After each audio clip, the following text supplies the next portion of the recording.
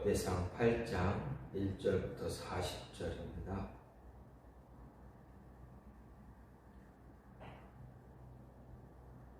베냐민이 낳은 자는 맏아들 벨라와 둘째 아스벨과 셋째 아하라와 넷째 노하와 다섯째 라바이며, 벨라에게 아들들이 있으니 곧 압달과 게라와 아비훗과 아비수아와 나아만과 아호아와 게라와 스부반과 후람이라. 에웃의 아들들은 이러하니라. 그들은 게바 주민의 우두머리로서 사로잡혀 마나핫으로 갔으니 곧 나아만과 아히야와 게라이며, 게라는 또 우사와 아히훗을 낳았으며, 사하라임은 두 아내 후심과 바하라를 내보낸 후에 모압 땅에서 자녀를 낳았으니, 그의 아내 호데스에게서 낳은 자는 요밥과 시비야와 메사와 말감과 여우스와 사가와 미르마이니, 이 아들들은 우두머리이며, 또 그의 아내 후심에게서 아비둡과 엘바하를 낳았으며, 엘바하르 아들들은 에벨과 미삼과 세메시니, 그는 오노와 룻과 그 주변 마을들을 세웠고, 또 브리아와 세마이니, 그들은 아얄론 주민의 우두머리가 되어 그들이 가드 주민을 내쫓았더라. 아히로와 시삭과 여레못과 스바디아와 아랏과 에델과 미가엘과 이스바와 요한은 다 브리아의 아들들이요, 스바디아와 무슬람과 히스기야와 헤벨과 이스무데와 이슬리아와 요박은 다 엘바알의 아들들이요, 야긴과 시그리와 삽디와 엘리에네와 실르데와 엘리엘과 아다야와 브라야와 시므닷은 다 시므이의 아들들이요, 이스반과 에벨과 엘리엘과 압돈과 시그리와 하낫과 하나냐와 엘람과 안도디아와 이브드야와 분우엘은 다 시삭의 아들들이요, 삼스레와 스하랴와 아달랴와 야레시야와 엘리야와 시그리는 다 여로함의 아들들이니, 그들은 다 가문의 우두머리이며 그들의 족보의 우두머리로서 예루살렘에 거주하였더라.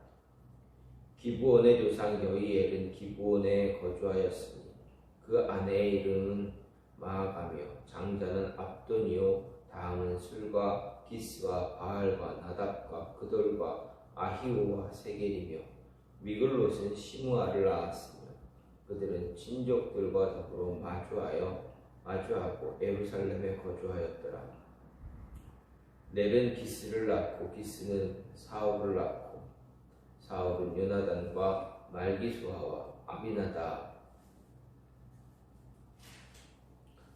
에스바를 낳았으며, 요나단의 아들은 무립바알이라. 무립바알은 미가를 낳았고, 미가의 아들들은 비돈과 멜렉과 다레아와 야하스며, 야하스는 여호야다를 낳고, 여호야다는 엘레멧과 아스마옅과 시므리를 낳고, 시므리는 모사를 낳고, 모사는 비느아를 낳았으며, 비느아의 아들은 라바요, 그의 아들은 엘르아사요, 그의 아들은 아셀이며, 아셀에게 6 아들이 있어 그들의 이름은 이러하니 아스리감과 보그르와 이스마엘과 스아랴와 오바댜와 하난과 아셀의 모든 아들들이 이러하며, 그의 아우 에색의 아들은 이러하니 그의 맏아들은 울라며, 둘째는 여우스요, 셋째는 엘리벨렛이며, 울람의 아들은 다 용감한 장사요, 활을 잘 쏘는 자라. 아들과 손자가 많아 모두 150명이었더라. 베냐민의 자손들은 이러하였더라. 아멘.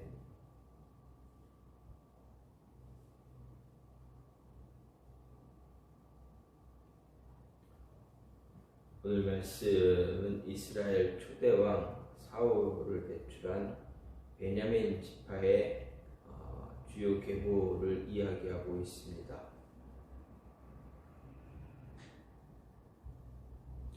베냐민 지파의 계보는 7장에서 이스라엘 북쪽 지파들의 계보를 언급하면서 함께 언급되기도 했습니다.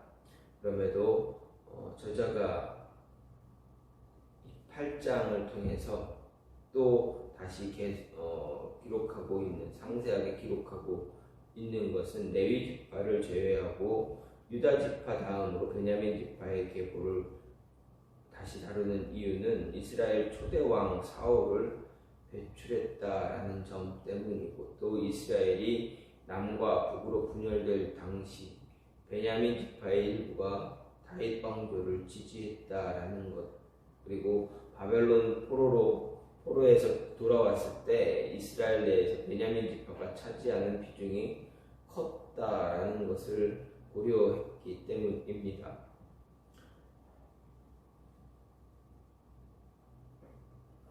이런 가운데 오늘 말씀 1, 2절은 베냐민의 5 아들의 명단입니다. 그리고 3절부터 28절은 베냐민 아들 중 장자 벨라와 에훗 계열의 계보이고, 여기서 에훗은 사사시대 모압 왕 에글론을 죽이고 이스라엘을 구원한 왼손잡이 사사 에훗으로 추정되는데, 저자가 이처럼 베냐민 지파의 계보를 에훗을 중심으로 기록한 것은 용감한 사사 에훗을 부각시킴으로 인해서 포로 귀환 자들에게 국가 재건의 용기와 확신을 불어넣어주기 위함일 것이었습니다. 한편 이스라엘 이 베냐민 지파 계보에서 특별한 만한 사실은 사하라임의 계보입니다. 사하라임은 어느 계열의 인물인지 명확하게 밝혀지진 않았습니다. 어쨌든 사하라임은 무슨 이유인지는 알 수 없지만 이스라엘 출신의 두 아내 후심과 바하라를 버리고 이방 여인 호데스, 모압 여인 호데스를 아내로 맞았습니다. 그런데 사하라임의 아들들의 명단을 기록함에 있어서 이스라엘 출신 아내들에게서 얻은 아들들, 그리고 모압 아내에게서 얻은 아들을 같이 기록하고 있다라는 것입니다. 그 가문의 계보는 이스라엘 출신 아내였던 후심에게서 얻은 아들 엘바알의 혈통을 따라 기록되고 있습니다. 이것은 언약 백성인 이스라엘의 자손을 기업이 계승된다라는 사실을 보여주기 위한 것입니다. 마지막으로 29절에서 40절은 초대왕 사울의 계보입니다. 사울의 계보는 사울이 하나님께 불순종해서 하나님의 심판을 받아 비록 왕권이 사울 그 당시에로 끝나고 말았지만 그 가문은 단절되지 않고 계속 이어져 갔다라는 것을 보여주는다는 점에서 의의가 있습니다. 역시 하나님께 범죄에서 포로로 잡혀갔다 귀환한 자들에게 하나님께서는 징계는 하시지만 영원히 버리지 않는다라는 것을 보여줌으로 인해서 이스라엘의 회복에 대한 소망을 갖게 해 주셨다라는 것을 볼 수 있습니다. 이런 가운데 이 8장 말씀을 통해서 8장 말씀을 보면서 우리가 생각할 수 있는 것은 우리 성도는 그리스도인은 처음보다 나중이 더 나은 사람이 되어져야 한다라는 것입니다. 처음 하나님을 믿기 시작할 때 그때 모습보다 시간이 지나고 시간이 지남으로 인해서 성장하고 성숙된 그리스도인, 성숙된 성도가 되어야지 처음보다 낫지 성숙하지 못한 그런 모습을 가지면 안 된다라는 말씀입니다. 8장은 베냐민 지파의 계보를 기록하고 있는데 이 계보에 대해서 이미 이스라엘 북방에 거주한 지파들을 언급하는 과정에서 함께 언급되기도 했습니다. 그럼에도 다시 이렇게 이 한 장에 걸쳐서 언급되고 있다라는 것을 우리는 다시 한번 생각을 해봐야 합니다. 물론 7장에서 언급한 계보의 내용과 오늘 8장의 내용은 중복되는 부분은 거의 없지만 북방 지파 가운데 이미 언급한 지파의 계보를 다시 언급한 예는 없기 때문입니다. 또 그 분량 면에서도 보면 유다 지파, 레위 지파를 제외하고는 가장 길게 기록되어 있습니다. 그렇다면 저자가 이렇게 베냐민 지파를 다시 그리고 자세하게 기록하는 이유가 무엇인가? 그것은 바벨론 포로에서 돌아온 후 베냐민 지파가 이스라엘 내에서 차지하는 비중이 높았기 때문입니다. 하나님께 인정을 받았기 때문이다라는 말씀입니다. 베냐민 지파는 원래 어떤 지파입니까? 베냐민은 야곱의 12아들 가운데 막내로 라헬이 죽으면서 낳은 아들입니다. 베냐민 지파는 이스라엘 가운데서 그렇게 주목받을 만한 위치에 있는 지파가 아니었습니다. 더욱이 베냐민 지파는 사사시대 말기에 자기 지파 소속의 사악한 범죄자들을 옹호했다가 그 일로 인해서 온 이스라엘로 더불어 전쟁을 벌이게 되었고 겨우 600명만 살아남을 정도의 정말 몰락한 그러한 지파였습니다. 이렇게 볼 때 베냐민 지파는 처음 시작이 좋았다고 볼 수는 없습니다. 하지만 그들의 나중은 북방의 어느 지파보다 더 좋았다라는 것입니다. 그들은 다윗 시대 이스라엘을 위해 크게 공헌했습니다. 성경 베냐민 사람들을 큰 용사로 부르는데 이는 베냐민 지파가 이스라엘에게 크게 공헌했다라는 것을 이야기합니다. 또 베냐민 지파는 이스라엘 왕국이 남북으로 분열될 당시 그 일부는 북이스라엘에 속했지만 대부분은 남유다에 속해서 다윗 왕국을 계속 충성하면서 하나님을 섬겼다라는 말씀입니다. 더 나아가 그들은 바벨론의 포로가 되었다가 귀환할 때도 다른 지파들에 비해서 월등히 많은 수가 귀환해서 이스라엘의 재건에 크게 기여하는 모습을 가졌습니다. 바로 이런 이유 때문에 저자는 베냐민 지파의 계보를 비중 있게 다루고 있다라는 말씀입니다. 그러면 이런 사실이 우리에게 주는 가르침, 교훈이 무엇인가? 그것은 처음보다 나중이 더 나은 자가 되어야 한다라는 것입니다. 처음 믿기 시작, 하나님 앞에서 처음 하나님의 사람이 되었을 때, 그때보다 시간이 지나면 지날수록 내적으로 성장되어지는 그런 모습이 있어야 한다라는 이야기입니다. 처음에는 잘할 수 있습니다. 하지만 끝까지, 나중까지 계속 잘하는 것은 그렇게 쉬운 일이 아닙니다.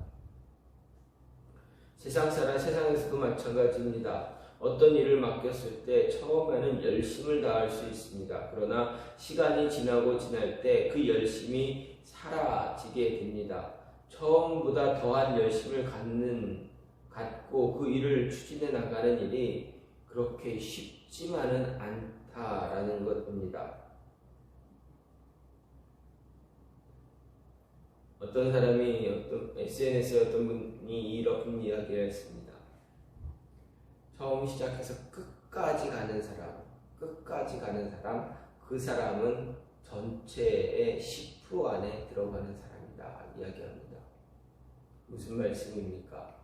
처음 시작했을 때 그 마음 잊지 않고 끝까지 질주하는 사람, 끝까지 질주해서 마지막 그 결승점을 통과하는 사람만이 10% 안에, 그 사람들은 처음 시작했을 때 10% 안에 들어가는 사람이 된다라는 이야기입니다. 다시 말해서 쉽게 이야기한다면 우리가 학생들이 대학 입학을 위해서 열심히 공부합니다. 내신 성적을, 그러니까 공부를 열심히 내신 등급을 잘 받기 위해서 열심히 해야 됩니다. 시험 공부를 잘해야 됩니다. 성적을 받기 위해서 끝까지 열심을 내야 됩니다. 그런데 잘 보게 되면 고1 또는 고3 처음 시기는 모두 다 똑같이 열심을 다해서 시작합니다. 새로운 마음가짐을 가지고 시작을 합니다. 그런데 시간이 지나면 지날수록 어떻게 됩니까? 다 같이 열심을 가지고 시작했다가 시간이 지나면 지날수록 한 사람, 두 사람 떨어지기 시작합니다. 지속적으로 가는 것이 어렵습니다. 그러다 보니 중간에 이런 일 저런 일 때문에 한두 사람씩 떨어지게 됩니다. 끝까지 마지막 그날까지 열심을 다한 사람, 그 사람이 그 10% 안에 들어간다. 솔직히 말하면 내신의 10% 안에, 내신 성적 그 내신의 10% 안에 들어가는 사람이 되고, 또 수능 성적의 10% 안에 들어가는 사람이 될 수 있다라는 이야기입니다. 이것을 좀 더 우리 인생을 보게 되면, 인생으로 더 넓혀보면 똑같다라는 이야기입니다. 우리 인생이 처음에 열정은 있고 열심은 있지만 시간이 지나고 흐름에 따라서, 이런저런 상황에 따라서, 환경 때문에 아니면 본인의 어떤 모습 때문에 끝까지 완주하지 못하고 중간에 멈췄다가 다시 갔다가 멈췄다가 한다라는 것입니다. 끝까지 동일한 열심을 가지고 가게 되면 엄청난 성장을 이룰 수가 있다라는 것 잊지 말아야 됩니다. 이렇게 열심을 갖게 되면 처음보다 나중에 더 나은 사람이 될 수 있다. 그런데 이것은 우리들에게도 동일하게 적용이 됩니다. 성도들도 그리스도인도 예외가 아니다라는 것입니다. 처음에는 믿음이 좋았다가 나중에 가서 믿음을 상실한 사람도 많습니다. 처음에는 봉사를 잘하다가도 나중에는 봉사하지 않는 사람도 있습니다. 하지만 이것처럼 어리석은 일도 없다라는 것입니다. 왜 그렇습니까? 처음에 잘하다가 나중에 잘못하게 되면 그동안의 모든 수고가 헛된 것이 되기 때문입니다. 우리의 처음 모습을 생각해 보면 사실 우리의 처음 모양은 그대로 그야말로 보잘것없는 그러한 존재들입니다. 왜 그렇습니까? 다 죄인이기 때문입니다. 허물이 많은 사람들이기 때문입니다. 하지만 현재 우리는 그리스도 안에서 성령으로 말미암아 성화되어 가는 그러한 사람입니다. 예수님화되어 가는 사람입니다. 따라서 처음은 비록 좋지 않았을지라 할지라도 나중에는 좋아져야 한다라는 이야기입니다. 그래야 하나님께 인정받고 하나님이 귀하게 기억해 주는 그러한 존재가 될 수 있다라는 것입니다. 가룟 유다나 데마와 같이 처음에는 잘했지만 그 끝이 좋지 못하면 어떻게 됩니까? 하나님께 버림을 받는, 그런 버림을 받고 사람들에게 좋은 평가를 받을 수가 없게 됩니다. 사람들에게 평가받는 것 그 신경 쓰지 않는다라고 이야기할 수도 있겠지만 더 중요한 것은 하나님으로부터 평가를 받는다라는 것입니다. 처음 열심히 끝까지 가야 되는데 중간에 멈추거나 포기하거나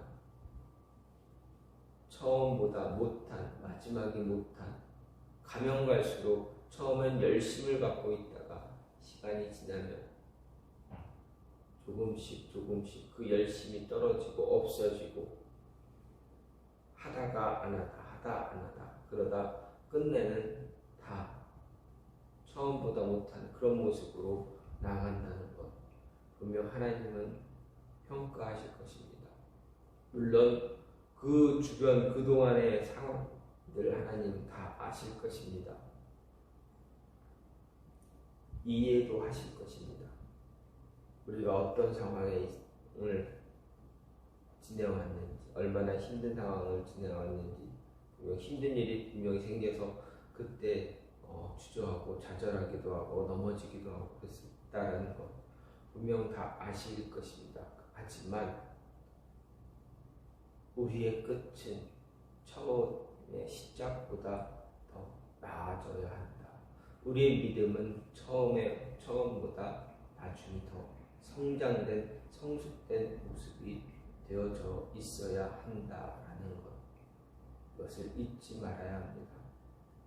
성장하고 성숙한 그런 모습이 저와 여러분 안에 있기를 간절히 소망합니다.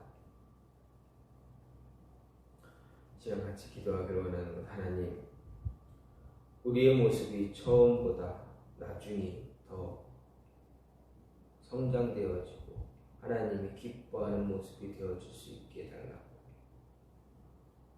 우리의 모든 삶 속에서 처음보다 나중이 더 나은 자의 모습이 되어질 수 있게 해달라고 이 시간 같이 기도하시고, 교회를 위해서, 나라를 위해서, 가정과 자녀를 위해서 기도하고 개인 기도로